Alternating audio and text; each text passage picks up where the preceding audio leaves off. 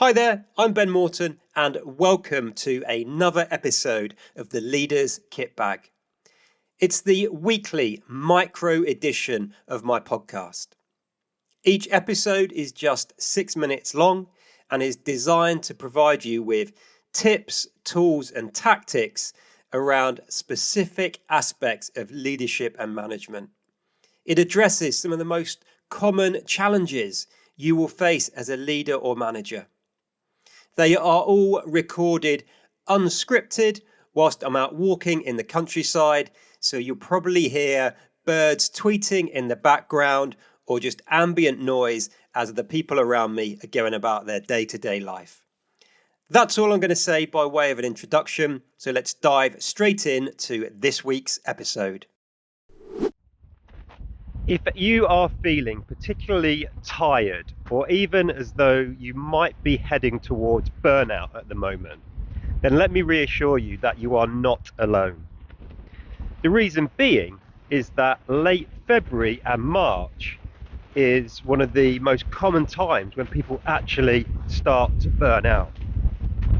Why? Well, the reason is that after Christmas, in the new year, most of us hit the ground running with renewed energy and focus and resolutions and saying to ourselves that this year is going to be different, and we go full pelt at work in the new year.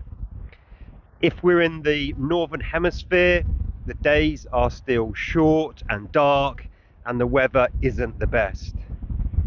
And for many of us, we continue at that pace. We continue sprinting without really taking much rest or many breaks right through until Easter, which just so happens to be the first mandatory holiday in our calendar. And that means we get tired.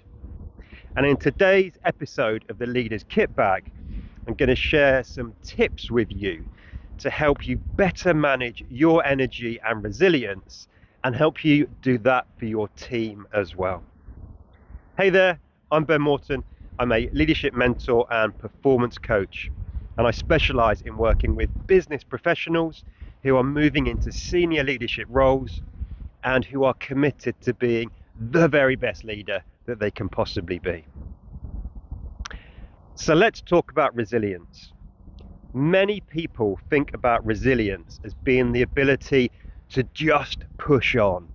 They think about it as being tough or stoic, but not in the good philosophical sense of stoicism, and just ploughing on.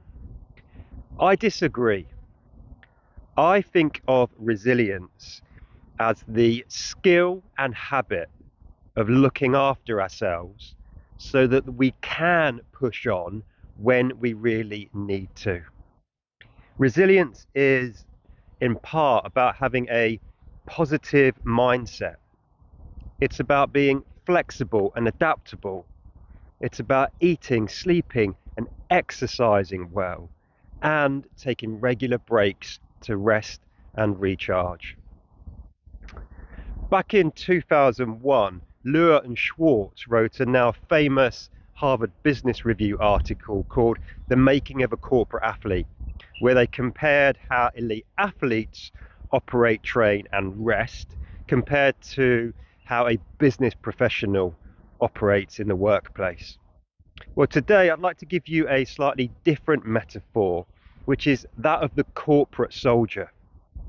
Now, I know from experience that to be a soldier, you need to be tough and resilient, and you need to have the ability to push on when you really have to. But soldiers aren't sprinting all of the time. On a typical 6-month deployment overseas in the army, soldiers and myself, there would be lulls in operations or the battle where you could pause and get some rest. On a typical 6-month deployment, at some stage in that time, you'd get a 10-day break where you could go home to rest and then come back for the rest of your deployment. And you get a significant amount of rest at the end of that 6 months. Now, many of us don't take anywhere near enough of a strategic approach to taking rest at work.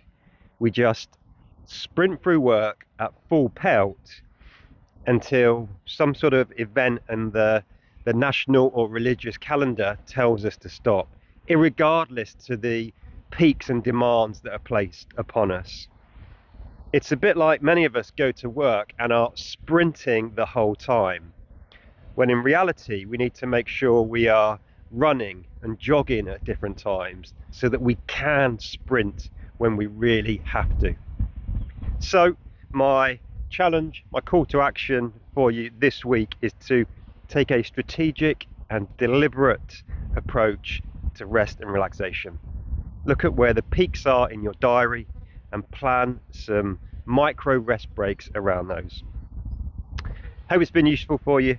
Until next time, look after yourself, look after those you've got the privilege and responsibility to lead. And as always, folks, lead on.